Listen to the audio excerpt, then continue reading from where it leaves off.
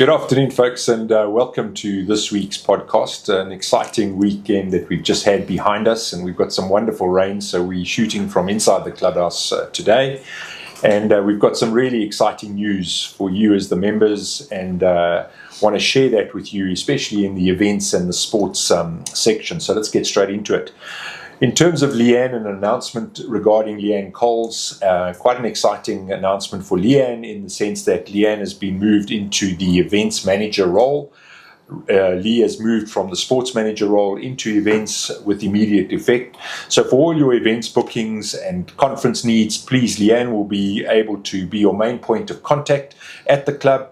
And if you're planning an event, a party, meeting or conference, just feel free to reach out to Leanne and her team.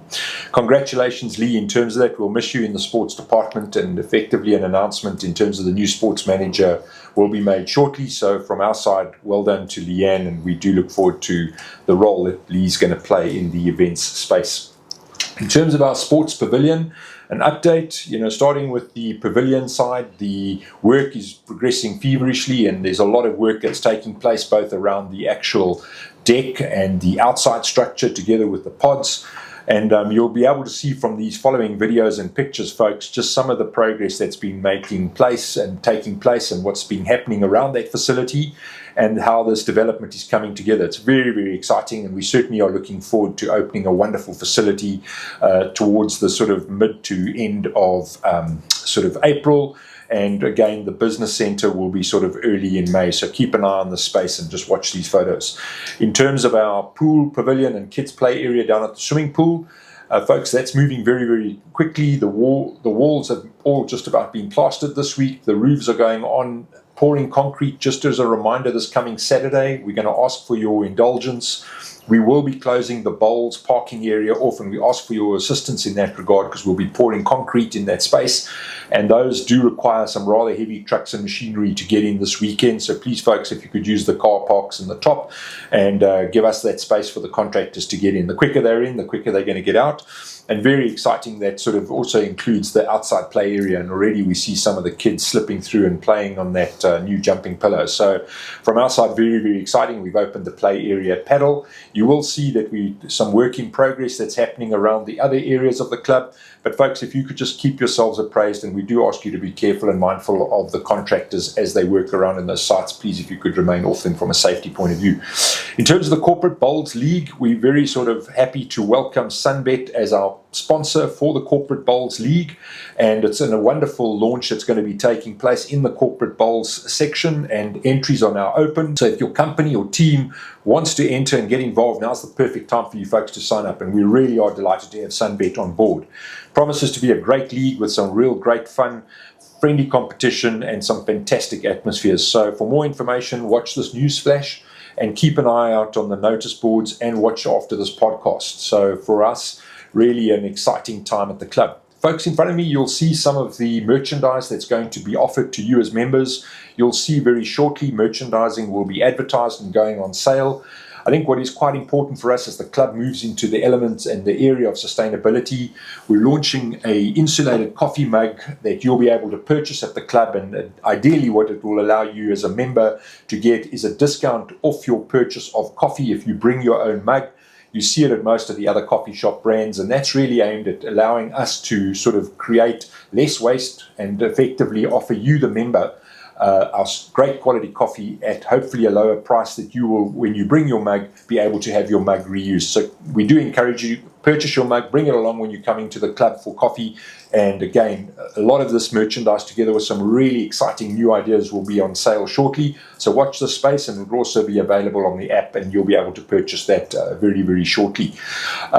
Gareth, I'm going to hand over to you. It was a very exciting weekend, so maybe all over to you. Yeah, so thank you. Exciting weekend indeed, and happy to get 36 holes in for a change. I know Paul is also just as happy as we are, Andrew. But yeah, great club champs this weekend. I think the team all around did a great job, and to the members as well, did a fantastic job coming out, especially on Sunday with some rain going around. I think some of the guys found the course a little bit tricky, especially day 2. But yeah, some great golf being played with the exciting finish with Colin and David going into a playoff, and Colin pulling it off again in the playoff to get club champ number 5 under his belt. 4 in a row, if I'm not mistaken. So well done to Colin and well done to everybody. Paul St. Quintin, our winner of the B division, after a great round of 73, and then bringing back his handicap with a little 90 on second day just to hold it off by one shot. And then one of our younger members, Keon Naika, great to see him playing so well in the C division, coming out with 40-40, so 80 points in total. But I think a huge thank you to all the members that came out this weekend. It was a great event, and thanks to Fani again and his team for a great course that they put out there. So yeah, exciting times for the club and the future ahead. Last club champs on the old greens, so excited to see what happens next year with club champs.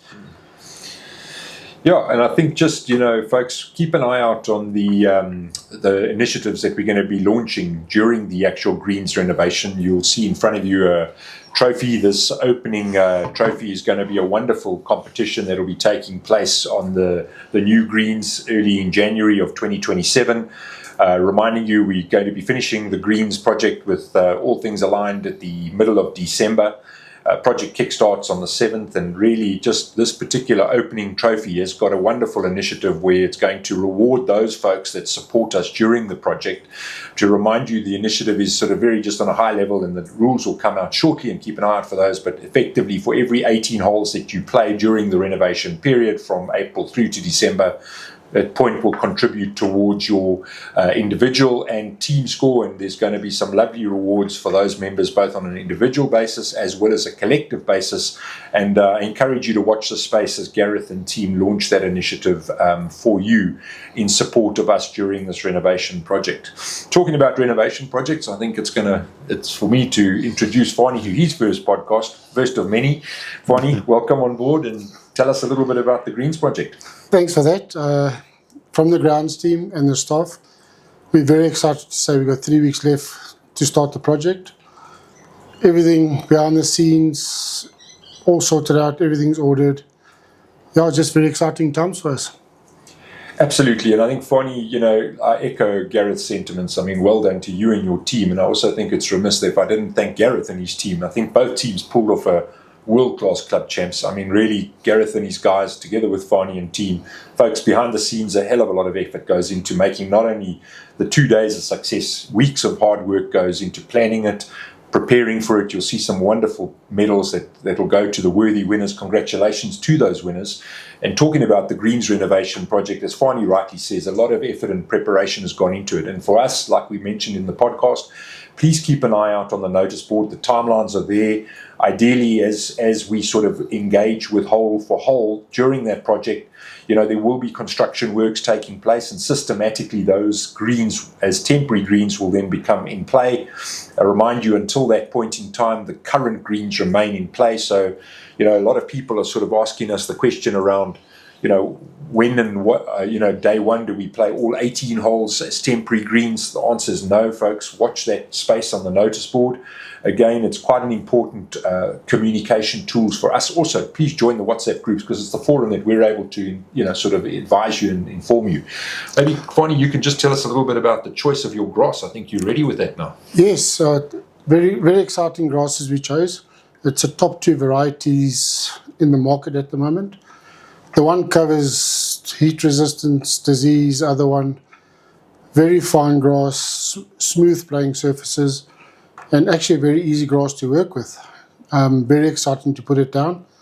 So yes, let's enjoy the time forward. Yeah, no, absolutely. And I think, folks, besides what you see happening around the clubhouse and around the golf course going forward, you will see some additional works. We're going to be putting a gate in for those of you that are the walkers just above or left of hole 9's tee box, the yellow tee box as it was, or the white as it was played on Sunday. And that will facilitate access for our heavy trucks that are going to be coming in with quite a lot of sand and soil that's going to be started to be stockpiled. Fani touched on it earlier. I mean, the lead times for the materials, particularly the bunker liner that's imported from the US of A, has been ordered. Yes. It's on ship, so hopefully all willing it will arrive on time, and that will allow us to actually get the bunkers lined correctly and improve that. And then from a sand point of view, tons and tons of sand will be stockpiled at the golf course. So 5,000 tons of sand and 2,500 tons of stone. So as you can imagine, heavy materials being moved around and some really exciting routing. And, both folks, we apologize for the inconvenience. We hope to minimize it and just, as least disruption as possible. We do also encourage people, please, to be cognizant of the current, temporary greens. They are difficult to see sometimes, and the GUR signage will be going up shortly. Please stay off those greens. It is a compulsory drop, and we don't want you to be playing it off those temporary greens, even if they are not in play for now. Please just treat them as GUR. And I know Gareth and his team and Fani and Grounds will put signage up accordingly, but we ask you just to support us with that. Yeah, so like yesterday, we did our second application of ryegrass. So we'll definitely be closing those greens. And hopefully in 2-3 weeks' time, we're ready for the opening for the new nursery greens. Perfect, yeah. And a lot of work happening behind the scenes as well with Golf RSA and course ratings. So just keeping in mind, we can only get a new course and slope rating once 6 greens come into play, or 6 temporary greens come into play rather. And we'll communicate those first 6 greens with yourselves and Golf RSA, and then a new rating will come into place. All rules up until then will be sent out. But essentially, just as a quick soundbite, it will be if one green is temporary green, for handicap purposes, you would have to put in a net par for that score. So it will be quite crucial for all of us, I guess, to learn how to work this new app better and put it in hole-by-hole scores. And then on those temporary greens, you would put in a net score until we get a slope rating and course rating for those 6 temporary greens. Absolutely. Well, folks, from our side, you've just seen and heard from both Fani and from Gareth quite a lot of activities taking place in the next few weeks. As we lead up to Easter, we really have some initiatives, and from an edutainment and activities point of view, get your bookings in early for Easter, folks, in terms of making your reservations for the kids. There's a wonderful inflatable village that's going to be built out onto the driving range, and it's going to be a wonderful activation for the kids. So for all those young families with your young ones, please keep an eye on the notice board. Look out for the notifications that are coming out on the different platforms. Book early to avoid disappointment. And folks, we'd love to see you around the clubhouse. So again, from my side, all the very best and have a wonderful week. Thank you. Thank you. Good.